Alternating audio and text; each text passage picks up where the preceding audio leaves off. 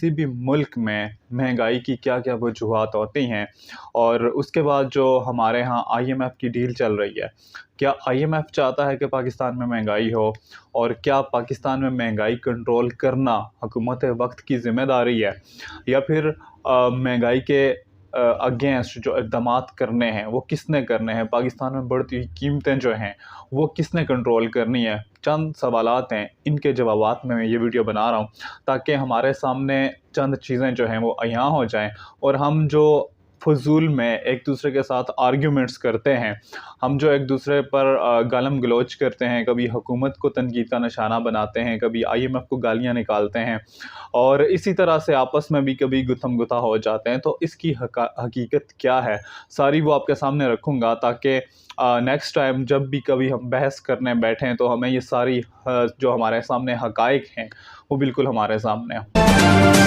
जी, तो नाज़रीन आपने बिल्कुल देखा होगा कि बुध की रोज़ को जब मिनी बजट के हवाले से डिस्कशन हुई, जब वो ज़िमनी बिल भी पेश किया गया तो उसमें पेट्रोल, डीज़ल, गैस और मुख्तलिफ़ जो अशिया थी उनकी कीमतों में इज़ाफ़े का जो बिल था वो मंज़ूर किया गया। और इज़ाफ़ा क्यों किया गया? क्योंकि ज़रूरत थी। ज़रूरत किस चीज़ की थी? क्योंकि हमने आईएमएफ के साथ डील करनी है। और आईएमएफ क्यों चाहता है कि हम महंगाई करें?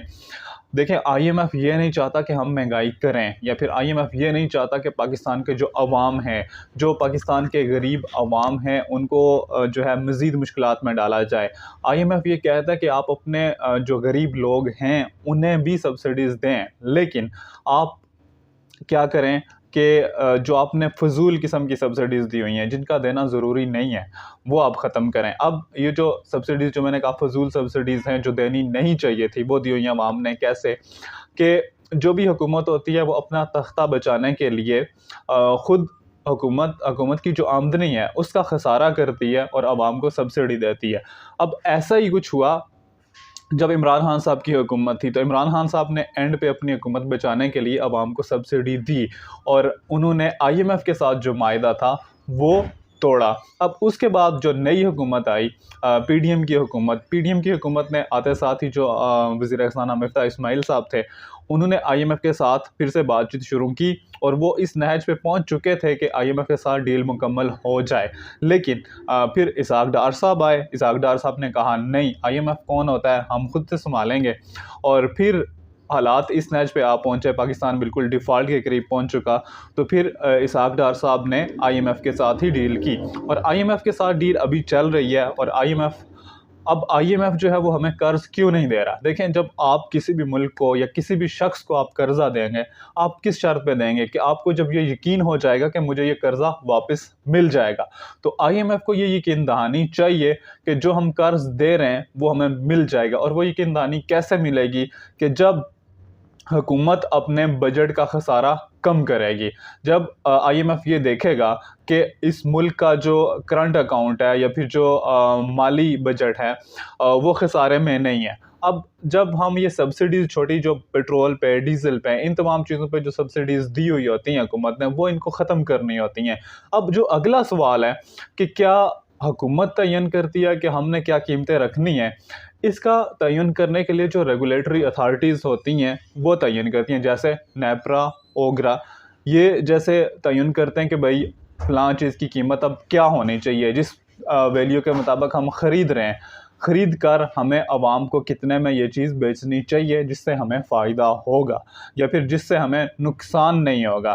तो इसके लिए नेपरा, ओगरा और ये रेगुलेटरी अथॉरिटीज़ जो होती हैं ये काम करती हैं। और ये आपने सुना भी होगा अक्सर कि आज ओगरा ने समरी भेज दी वज़ीर-ए-आज़म को और वज़ीर-ए-आज़म साहब ने समरी मुस्तरद कर दी कि नहीं जी, हम आवाम पे बोझ नहीं डाल सकते। हक़ाइक़ में जो कीमतें होती हैं वो वही होनी चाहिए जो रेगुलेटरी अथॉरिटीज़ ने, जो इन अदारों ने दी हुई होती हैं, जो इन्होंने समरी पेश की होती है कि भाई इतने में हमें जो है कोई नुकसान नहीं है। लेकिन हुकूमत कहती है कि भाई हम नुकसान करने को तैयार हैं, लेकिन हम जो है अपना तख्ता जो है वो ये बचाना हमारे लिए बहुत ज़रूरी है। तो अभी इससे पहले 2-3 आपने देखा होगा कि जब इमरान खान साहब की हुकूमत जो है वो गिरी, उन्होंने भी तख्ता बचाने के लिए क्या किया, आवाम को सब्सिडी दी और मुल्क का नुकसान किया। इसी तरह से इसहाक डार साहब ने भी आके यही किया।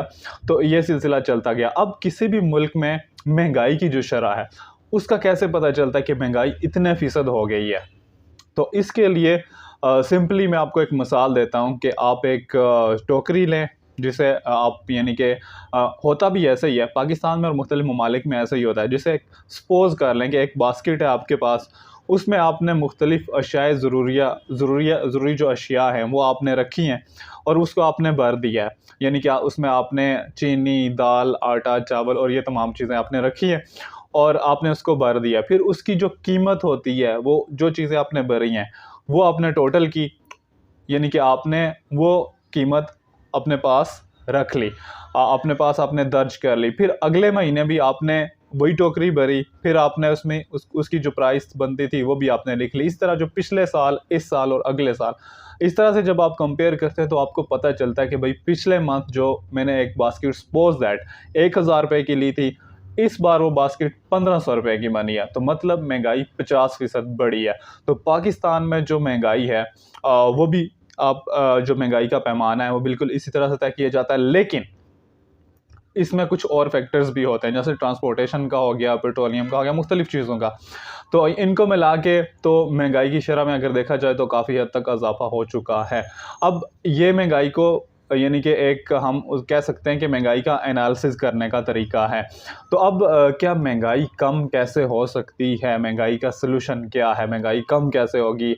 और इसमें जो हम मुश्किलात में घिरे हुए हैं, हम कैसे निकलेंगे?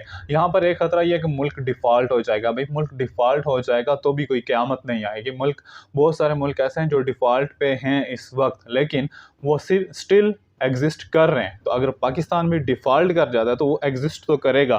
खैर इतना बड़ा मसला नहीं है जितना बड़ा मसला हमने बनाया हुआ है। लेकिन अब हम महंगाई को कैसे कंट्रोल कर सकते हैं, महंगाई को कैसे ख़त्म कर सकते हैं? उसके लिए जो हमारा स्टेट बैंक होता है वो शरह सूद को बढ़ा देता है, और शरह सूद जब बढ़ती है, इस वक्त तो शरह सूद जो पाकिस्तान के जब से मर्ज़ वजूद में आया है उसकी तारीख़ की बुलंद तरीन सतह पर है शरह सूद।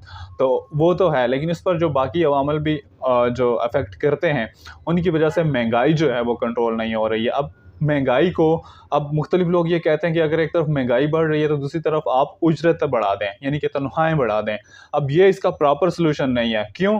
क्योंकि जब आप महंगाई भी बढ़ाएंगे, तनख्वाहें भी बढ़ाएंगे, तो आप मज़ीद महंगाई होती रहेगी, मज़ीद तनख्वाहें बढ़ती रहेंगी, लेकिन आप क्या कर पाएँगे? आप इसको कंट्रोल नहीं कर पाएँगे।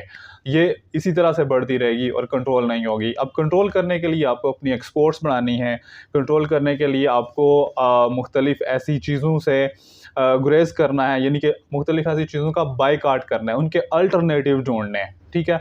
अब मैं मिसाल दे रहा हूँ कि जैसे पेट्रोल है, महँगा हो गया, आप इसका कोई अल्टरनेट ढूँढना है, लेकिन इसका अल्टरनेट हमारे पास है नहीं। तो जैसे मुख्तलिफ अगर बिजली का हम कह सकते हैं कि बिजली अगर महंगी हो गई है तो इसका अल्टरनेट क्या है? क्योंकि हम इसको हाइडल पावर पे चलाते हैं, हम इसको थर्मल पावर पे चलाते हैं, तो इसका जो न्यूक्लियर पावर है वो इसका सलूशन है, जो कि हमारे पास उसका बहुत कम मिकदार में हम इसको चला सकते हैं। तो ये चंद सलूशंस हैं जो महंगाई को कम कर सकते हैं। लेकिन हम जो महंगाई का अक्सर कहते हैं कि शहबाज शरीफ ने आके ये कर दिया, वो कर दिया, तो भाई शहबाज शरीफ के हाथ में महंगाई को कंट्रोल करना है ही नहीं। शहबाज शरीफ अपना नुकसान करके, हुकूमत का नुकसान करके आपको फ़ायदा तो देगा, लेकिन लॉन्ग टर्म में वो आपका ही नुकसान है। तो इसी तरह से जो पिछली हुकूमतें भी गिरी, वो भी इसी वजह से गिरी। लेकिन अब सियासत हर जमात ऐसे ही करती है। जैसे मुस्लिम लीग नून ने की कि इमरान खान ने आके बेड़ा गर्क कर दिया है, और फिर अब जो इमरान खान साहब हैं वो कह रहे हैं कि पीडीएम ने आके बेड़ा गर्क कर दिया है। हाँ, पॉलिसीज़ बनाना हुकूमत का काम है, पॉलिसीज़ पे इम्प्लीमेंटेशन कराना भी इनका काम है, लेकिन हम बराह रास्त ये नहीं कह सकते कि ये इनका किया दरा है कि इन्होंने इस मुल्क को इस नैज तक पहुंचाया है। तो इसमें सारे अवामिल जो हैं वो अफेक्ट करते हैं। तो ये थी आज की कंप्लीट जो एनालिसिस वाली वीडियो। तो इसको लाजमी आपने देखा होगा। मज़ीद ऐसी वीडियोस देखने के लिए आप पेज को फॉलो कर सकते हैं और चैनल को सब्सक्राइब कर सकते हैं। इसको इजाज़त दीजिएगा। अल्लाह नेगहबान।